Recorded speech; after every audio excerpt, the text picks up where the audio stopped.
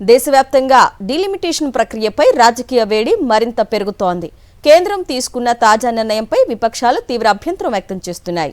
జనాభా ఆధారంగా సీట్ల పెంపు చేస్తే ఉత్తర దక్షిణ రాష్ట్రాల మధ్య అసమానతలు పెరుగుతాయనే ఆందోళన వ్యక్తం చేస్తున్నాయి. ఈ నేపథ్యంలో లోక్సభ, అసెంబ్లీ సీట్లను 50% పెంచాలని కేంద్రం నిర్ణయం తీసుకున్న ఇప్పుడు దేశ రాజకీయాల్లో హాట్ టాపిక్ గా మారింది. డీలిమిటేషన్ ప్రక్రియపై దక్షిణాది రాష్ట్రాలు మొదటి నుంచి ఆందోళన వ్యక్తం చేస్తున్నాయి. జనాభా ప్రాతిపదికన సీట్ల పెంపు జరిగితే ఉత్తరాది రాష్ట్రాలకు అధిక ప్రాధాన్యం లభించే అవకాశం ఉందని భావిస్తున్నాయి. అయితే ఈ ఆందోళనల మధ్యనే నరేంద్ర మోదీ ప్రభుత్వం కీలక నిర్ణయం తీసుకుంది. అన్ని రాష్ట్రాల్లో సగటున లోక్సభ, అసెంబ్లీ సీట్లను 50% పెంచాలని నిర్ణయించింది.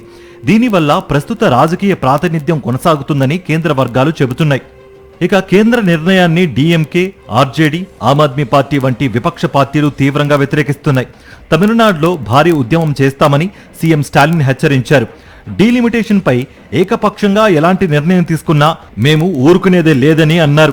తమిళనాడు ప్రేక్షక పాత్ర పోషించదని, రాష్ట్రంలోని ప్రతి కుటుంబం వీధుల్లోకొచ్చి పోరాటం చేస్తుందన్నారు.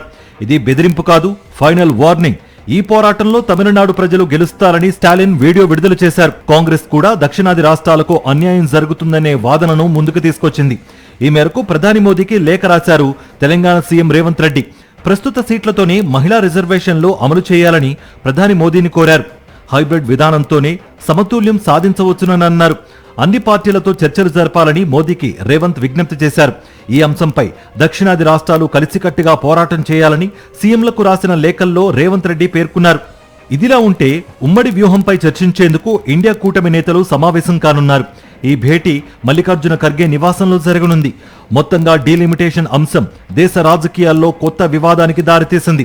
రాబోయే రోజుల్లో ఈ వివాదం ఎలా మలుపు తీసుకుంటుందో వేచి చూడాలి.